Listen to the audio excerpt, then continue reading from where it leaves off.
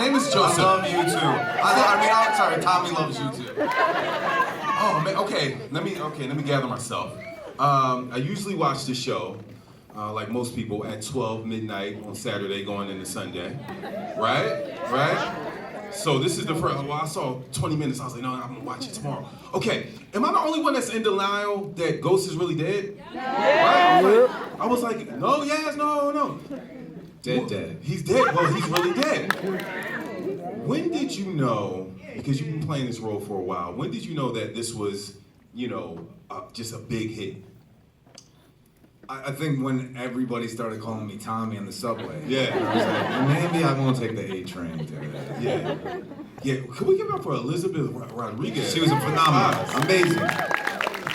Man, tell us just, how, Power has changed your life and just, just the what you've received from the fans thus far.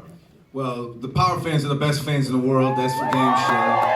I know one thing, I know that. Power's been great. Power's been a cultural phenomenon, and it's been a worldwide phenomenon. Power is played in 179 different countries. Wow. It's translated into dozens and dozens and dozens of languages, which I've actually had the pleasure of seeing myself dubbed in a bunch of different languages, and they do a pretty good job at Tommy. It's pretty fun. Yeah. But it's been great. It's been an amazing ride, and it's sad to see it come to an end, but we got a couple episodes left. We have 3 episodes left. Give us a hint. Blink if Tommy killed Ghost.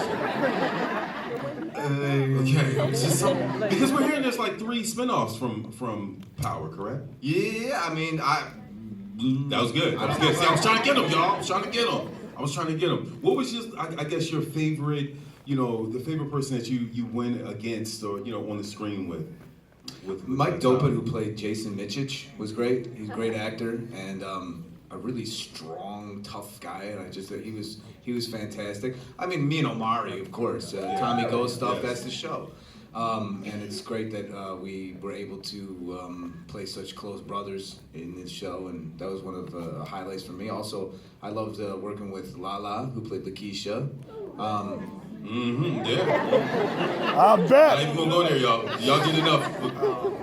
And just everybody. It was a really great, fantastic cast. And all the guest stars. I mean, with Jeffrey joining the cast and The Last Thing, and Evan Handler was great in this episode. Shane Johnson, who plays Cooper Sax. Everybody loves to hate that guy. He's fantastic and loves to hate. And Rotimi, I think, had a great arc to his character too. And to see him get burned up last time, he definitely was cooked more than medium rare. It was this season, or just even just this Power, has taken us on a roller coaster ride. For you, can you just flash back to some of your favorite scenes that you played on Power? My favorite scene to watch, where I was like, that doesn't even seem like me at all, was when Tommy kills Holly. That was really intense, and that was a long day. That was like 10 hours of murdering her. I was exhausted by the end of that day. That was great. Any scene that I have with Omari is always fun. He's a dynamic actor, and it's fun. I loved working with 50. Because Fifth gets to be like the personification of his music in this stuff, and he wanted to be the most terrible person on television, and he really was. I'm glad I never had to fight 50 in anything, because he's notorious for really like, all right, and then Kanan's gonna throw him through the door, and they're like, no, they don't really throw him through the door. But we'll pretend. So, but it's been so many of the scenes are great dynamic scenes. I'm trying to think who else I came. Luis Antonio Ramos, who played Ruiz. Before I had to stab him up, he was a really fun person to work with as well. And then Angela, I actually had fun when Tommy, kind of thought Angela was working for him in season 5, which was kind of fun. But he always, he loved to hate Angela so much. Yeah, I was talking to my sister. And telling her I was coming here, and she's like, "Man, I saw Tommy in this one movie, and Tommy wouldn't let somebody do that to him." I said, "It's not real." Dennis Quaid got me. That was an unavoidable hatchet. Yeah, have people? I know people come up to you and thought that you're like this character is a real person. Can you just give us some instances? Yeah. I mean, it happens all the time, especially after the Holly thing. Specifically, I was downtown Manhattan. And this lady came up to me and she says, she goes, "I want you to choke me." So after I choked her, Yeah. So after I choked it, so that happens, I think, all the time. But I mean, it's a badge of honor, absolutely. In fact, after season 2, or after season 1 into season 2, Fifth said, he said, "You know what you did, right?" I said, "What's that?" He goes, "People are going to be calling you Tommy for the rest of your life. Because they're going to be 10 years from now, you're going to be winning an Academy Award, and they're going to be like, the one where Tommy plays the doctor." Yeah. Does anyone have any questions? If you can raise your hand. Where the shit in the intruder? Oh, thanks. Yeah. First guy to die. Questions. Stand up, say your name. What's up, man? Alright, Joe, I got a question for you. Alright, so Tommy's got like a lot of high emotional scenes. Yeah. Very tense, very, heavy on the shoulders. How does that affect your personal life, outside of the show? Does that character? My wife's not having that, so that stays at work. It's a valid question. I think that to prepare, some people say that they're method acting. In fact, Omari says he's method, so he goes into method and he stays in it the whole time. I don't do that. I do my homework at home and I do my work at work, and I think of all the choices. I've also been acting for a long time, and because I've done so many theater productions, I think that when you have a rehearsal period, you do your rehearsal period, and then when you have your when it's time to perform, you flip that switch and you perform. I always say I keep Tommy as close as I need him. For season 1, I was probably definitely all right, so I'm right here, and Tommy's like this, and Tommy's like that. In fact, I was telling a friend of mine, my friend Mike, earlier today, that I had a great actor tell me, but when I got the Tommy role, he's like very happy for me, but very accomplished actor, and he said, "But now the work begins, because if you're not the same actor on the first take of the first day of the first season, it doesn't matter if that show goes one episode, 1 season, or 10 seasons, because if you change at all, the audience is gonna turn on you, and they're not even gonna know why." And so when people say to me, "Oh, Tommy," and I love how Tommy has changed into the later stuff, I'm just like, if you watch season 1, that's the same Tommy that you're watching in season 6. Absolutely. Now the writers can make me say anything they want me to say, so that I'm not in control of that. But what I am in control of is bringing the attitude, the intention, and the heart, and not changing. And I think that's one of the reasons that people are loyal to Tommy, is because I think the writers started writing to what I brought to the character. And I think that that's a lucky thing, but that's when you stick to your guns. Have you ever had an issue where you're like, this doesn't feel like Tommy, and you had to go to the writers? Get out of here or I'm gonna call the cops. And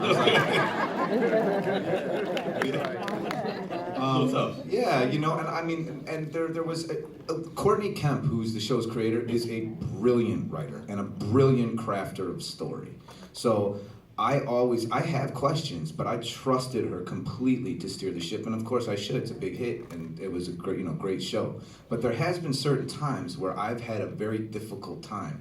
There was a scene earlier on where Tommy is in an Uber, and it's a Uber pool, and the guy's like, "You Eminem looking motherfucker," and I'm like, okay, let me just get this straight, just so we're clear. Tariq, who is from a wealthy family who loves his uncle, calls him an Uber pool. That's not a joke. And not an Uber X or, the Uber Black. Okay, all right, I'll keep going. And then Tommy was in a place where he's just got his drug business robbed. He's got he's got so much on his mind. He's packing, because he always is. Yeah. And somebody just says, "You Eminem looking motherfucker." I said, how come Tommy just doesn't kill everybody in the car? Yeah. Because that's what he would do if he was Tommy. And then he'd be like, fuck, all right, let me think. What do I do about this? So that was difficult, but we got there. You always have to negotiate to finally finish out, because it's not always easy. So sometimes you do have difficulty, especially after playing the character for so many years. But at the same time, there's certain times where you just have to say, okay, they have a different vision down the road that I don't know about, and I gotta hand it off. Yeah. We have other questions? Lady right here, I see you. We locked eyes. My name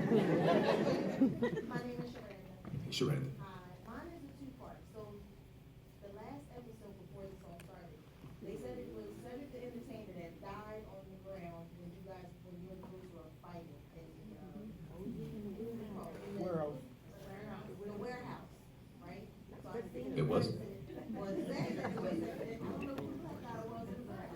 So that's one, and two, are you, because we only have 3 episodes left, are you gonna go after Spanky or we gonna find out?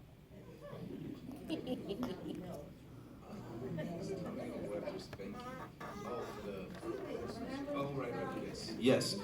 Well, I think I can tell you right now that the next episode's going to be a Tommy episode. It's going to be a lot of fun. So we'll see. I think a lot, she did this in the Rashomon. So Rashomon was this story that took place with, I believe actually 5 different perspectives all happening and seeing 5 different perspectives of the same story that happened. So obviously you're seeing that that's what we're getting. I think Bart Weinrich, who directed this episode, did a really nice job of accentuating that. So when you're in Paz's face, you're in Tommy's face, I think that when we see these other episodes, you're gonna see similar-ish stuff, but it's maybe gonna, be a little skewed. So that's interesting. Did I answer any part of your question? Spanky, is he gonna go after Spanky? I guess you're gonna have to watch to find out. You're gonna have to watch to see who the black guy in the ground was. We have a question over here. Please, we're all family. We're all family here.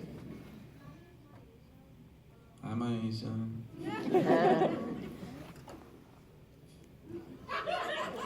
It's Mary. I was sad that I wasn't gonna act with my friend anymore. I had a really great time acting with Lala, and that scene was sad. I felt bad for Tommy. I felt bad for Cash Denham, this young actor who plays Denham at that. He did a great job. It was really late. I was there. I showed up and I had the first scene of the day that day, and then I waited in the camper for 13 and a half hours. And then we shot the scene of her dying, so I was like, I want to kill somebody a little bit, and I'm tired. But all of that stuff comes into play because, it's nobody's fault when you do a 17, 18-hour day. They're just trying to get the shot and get all of this stuff. So I was exhausted, which I think really helped with just having like nothing left in me. So that was a happy accident. But I think when I watched it, I thought she just looked so beautiful when she was dead that it was sad. It ended up being really sad. How far in advance are you reading the scripts? And are You get them a reacting couple like of days before the table read, and then you shoot. You might be shooting the next day. So we had tandem weeks. We had the luxury of 13-day episodes, which is very rare in television. Normally you'll shoot an episode in 9 days. So you're shooting this. We have weekends off. I mean, it's a lush job. So, when people complain, I just worked like 70 hours this week. I'm like, can you believe it? That's a friggin' act for money. Yeah. Get out of here. I can't stand when people complain. It really drives me nuts. I hate lateness, and I hate when people complain about working. But yeah. Yeah. Can you just give us, I guess, maybe a story about a scene that we don't know about that something funny may have happened, or Let's ask questions. Anybody want to know something funny Yeah. about? Like, is there a scene that sticks out to somebody that's like, what really happened there, or something? Any other questions? all the way in the back, all in the VIP. My name is Mia. I just want to know what's next in your career.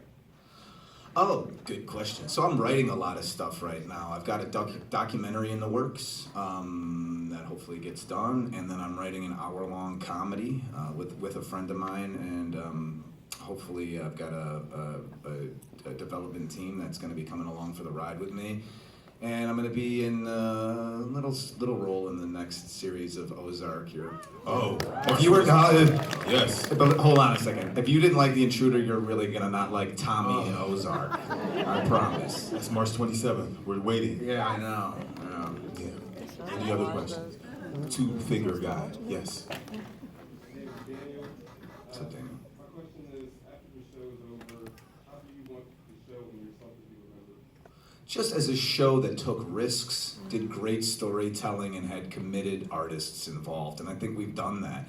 I think that we did a really accurate depiction of the consequences for being in that kind of a lifestyle, and also an accurate depiction of people of all different colors in New York City, which you don't get a lot. It was a show with a black lead, another black female lead, written by a black woman. I'm really proud to be part of that, and I'm proud that we were able to not only transcend racial politics in America, but all over the world, and I'm really, really proud to be part of that project.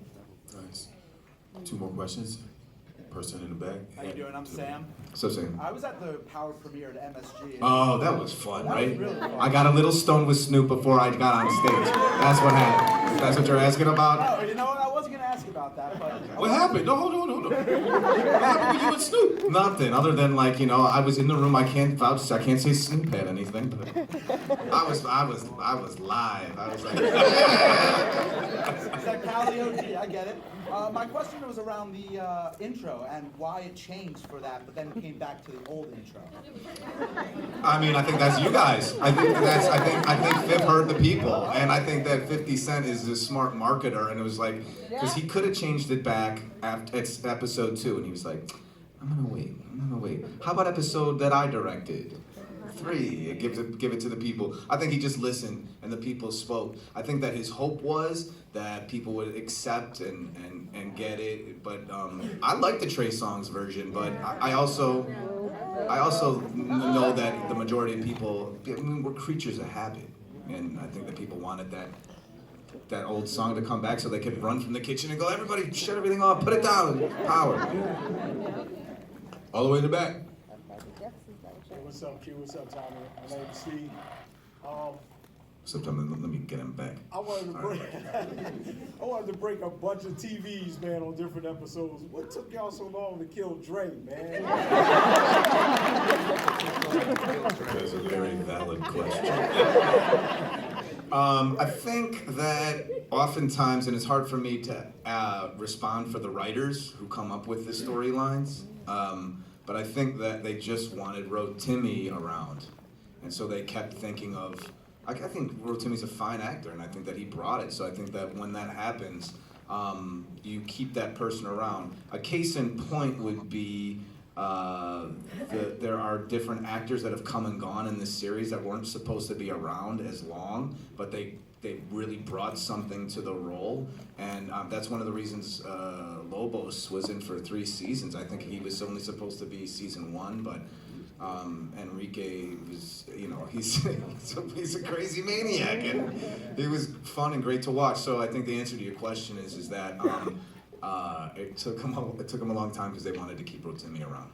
Because I thought Proctor would be around longer because he was the head. Proctor was around the whole time. Proctor was just killed at the end of season 6. You wanted to see the Proctor spinoff about his law practice, right? He had a little violence in him, so I'd like to see him come out. That's fair. All the way in the back. Yeah, y'all doing? My name is Rashad. I'm glad that you actually brought that up because actually earlier you was talking about how stuff you questioned. Nobody questioned how Proctor went out and died, but you just stabbed Benny. And he just did it. I know, and Dom's a big boy. Well, yeah, sometimes you have to lie to tell the truth. Right, told me that. And by that I mean, in reality, it takes about a 2.5-inch blade to penetrate through the tissue if you get between the bones, the tissue to get to the heart. So about 2.5 inches. Knife that Benny pulled on Tommy, that Tommy had, was 3.5-inch knife. One of the reasons is that if you have a knife over 3.5 inches, it's a felony, I think in most cities. So, you know, there's all these things, but like, who cares about all these technicalities if it's not seen? And I would have loved for that fight to go on longer and been more violent or whatever, and maybe even more slash and, you know, get him here a couple of times right in the temple or something. Get one of his eyes out, put my finger to his ear. Who knows? But Are you sure you were acting? yeah, dude. Did y'all get scared? Look, he's like 2.5. What's the felon? Right off the dome. Yeah. Cue. I Yeah, I was- stopped myself. But so I get what you mean. Yeah, it was hard. It was hard, but we, you know, sometimes lines get a little crossed. I would have liked to see them be a little bit bigger, but smarter people than me thought that was sufficient. One more question. This lady right here. Hi, Cynthia. You call him Tommy, Jay. His name's Joseph. Oh. Oh yeah. No, I'm not, but I can try to answer your question, character. Which one? A big turning point was when you kind of realized Tariq kind of was disloyal to you. Oh, yeah. When you were holding him over the building. Yes. Try to describe a little bit more. Yeah, it was nice to actually shock Michael. I knew that there were a few more inches on that line than Michael Rainey realized. So at least in the first take, he did go a little further than he thought he was gonna go, and I think we got a pretty good reaction. I just had to make sure, like, okay guys, like this is 1,000,000% safe. I even tested it myself before he was there. But I just needed like this much further for him to be like, I wish it would have gone even further and had it safe, like a little more upside down. But I think that, I'm not big into playing tricks on actors. I'm big into acting. But sometimes I think that when it's appropriate and very safe, and if you know that this is going to evoke a certain thing out of another actor, I like seeing everybody shine and do great work. And that's what I feel my purpose in a scene is. If I work to make the other actor look good, I think it usually makes the scene better. And it was good. It seemed convincing, right? I mean, he seemed scared. Listen, can we give it up for Joseph Sikora? On a Sunday, coming out to Philly. You said the next episode is a Tommy episode. Can you just give us a brief, just a summary of what we can expect from next episode? I hope that like somebody doesn't give me a call from Stars right after saying that, like, what did you do, you stupid? But so I can say this, that a lot of the questions you had about where different people are in these previous episodes will be answered because you're going to be seeing it from a different perspective. You get the answer of they're very sneaky with the writers are with where they place the episodes. So you will find out why Tommy's apartment is empty. More questions will be answered about Tommy and his mother. And which is, come on, that's a funny release. That's so Patricia brings it. I can still remember when there was just like, and I think it was Rob Hardy, one of Rob Hardy's episodes, one of our directors who keeps coming back. He's fantastic. Where she was just like, he's like, give it a little bit more. And I was like, go for it, Patricia. And she was laid this kiss on me that I was like, ew. But it's such a funky relationship. It's really wrong. But anyway, you'll get a lot more of these questions answered. Let's give it up for Joseph Sikora. Give it up for him. Power. Thank you guys. This is Harris, Fox 29. Check out the Q. 12:30 on 1 p.m.